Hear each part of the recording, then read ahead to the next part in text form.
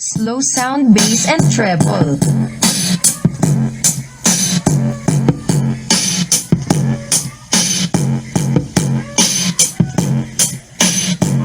Slow sound, bass and treble.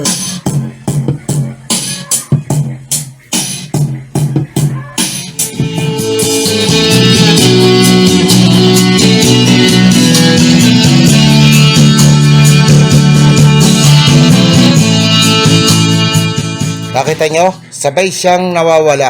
Sabay din siyang ano. Kaya malakas yung video nyo. Kaya kung meron ka 10 nito, sigurado naman, sasabog na yung buong bahay mo sa lakas. Dalawa pa lang ito, kaya pakukunik-kunikin mo lang. Tira mo, kontrolado rin. Pati yung kabila, nagbo-volume din.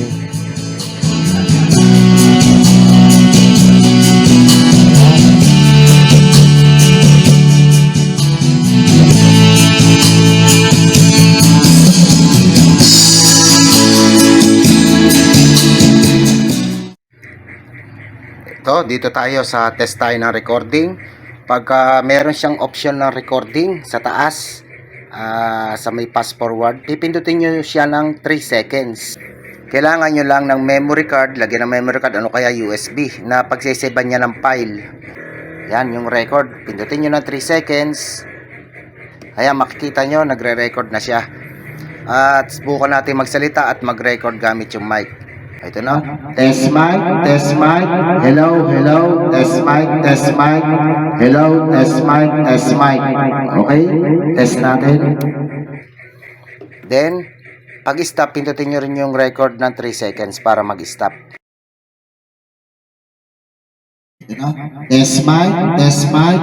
Hello, hello. Test mic, test mic. Hello, test mic, test mic. Okay? Test natin. Nakita nyo, nag-record siya nung gamit yung USB, na-save dun sa USB. Visit knowinsidegadget.blogspot.com to know more what inside this stuff and test result. Subscribe. Hello guys! Meron tayong ibablog ngayon dito sa Know Inside Gadget. Ito ay ang Kingster 7029 na 8.5 inches na double speaker. Ito ay isang portable wireless speaker na may specification na ito, makikita nyo sa larawan ang specs niya. At meron siyang 4,500 watts PMPO na power bus na 8.5 inches na times 2 ang speaker niya. Ito, makikita nyo. Meron siyang kasamang mic na isang piraso na may wire at remote at USB cable.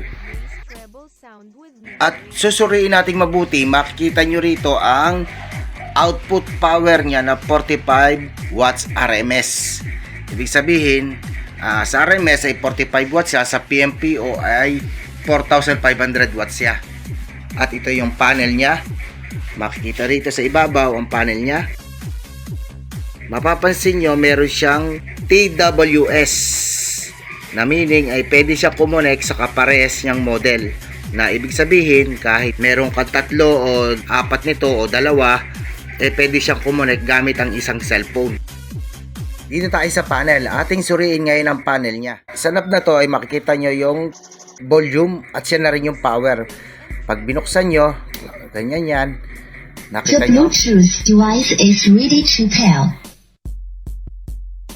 Ang RGB light siya ay ganito itsura. Ayan.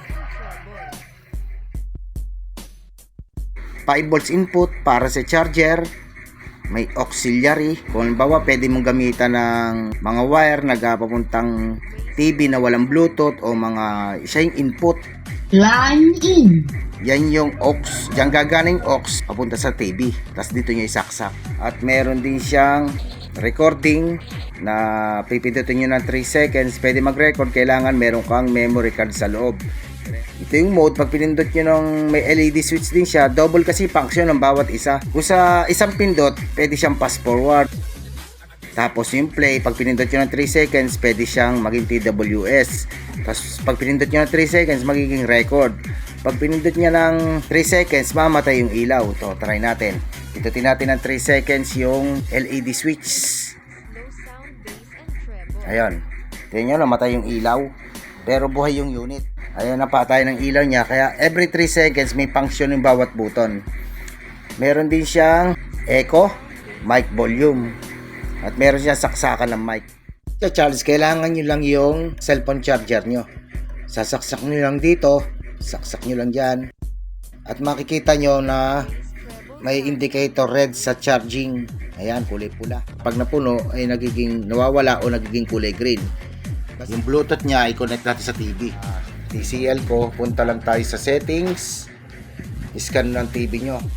Remote and accessories. I-add nyo lang siya sa mga Bluetooth nyo. Ayan, sinasabi, siguraduhin daw buhay yung Bluetooth at walang ibang nakakonect bago siya i-scan. Okay natin. Kasi na medyo makalat yung aming harapan ng TV. Ayan, na-detect siya is KST7029. The Bluetooth Ayan. device is connected successfully. Then, ayan, nakakonect na yung ating speaker. Try nating mag-videoke. Okay, play.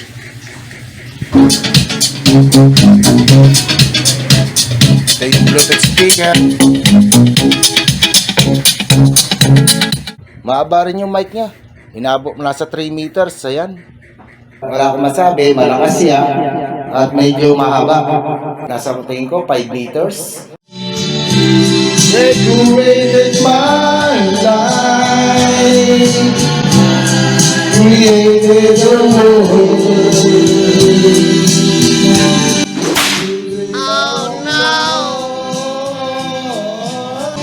Oh, this is serious?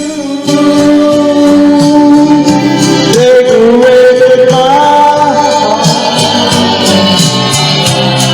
by painting your love. Kung nais mong mag-subscribe, ay pindutin lang ang pulang button at mag-bell na rin. Na-testing na natin yung mic at maganda naman ang kalalabasan sa karaoke. Malakas yung mic at buong boses. Naka-connect ka rin sa TV.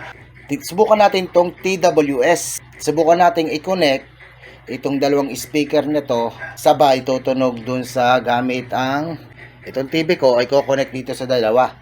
Pwede rin sa cellphone. Depende kung anong gagamitin yung connection. Bawa kung cellphone naman, kung sounds lang, pakukunokin natin itong dalawang speaker na pares model sa isang cellphone, sa isang kasangkapan gamit yung TWS. Ang gagawin nyo lang ay pindutin nyo lang ng TWS ng 3 seconds. Ganun din yung kabila.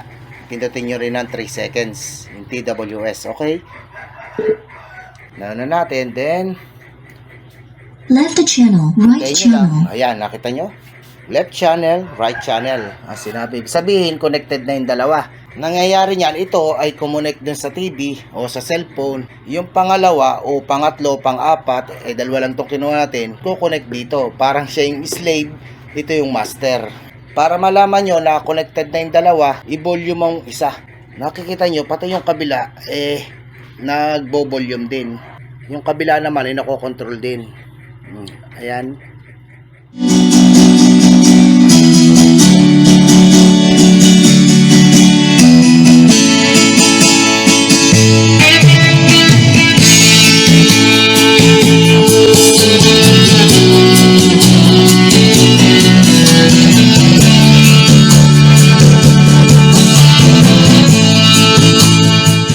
Nakita nyo? Sabay siyang nawawala. Tira mo, kontrolado rin. Pati yung kabila, nagbo-volume din.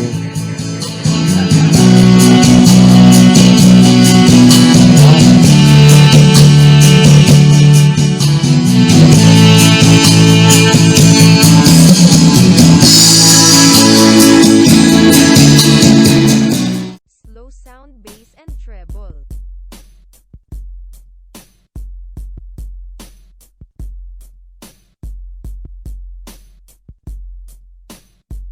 Narito ang ilan sa panloob na screenshot na maaring makapagbigay kaalaman at pagkukumpara, tulad ng mga nasa larawan.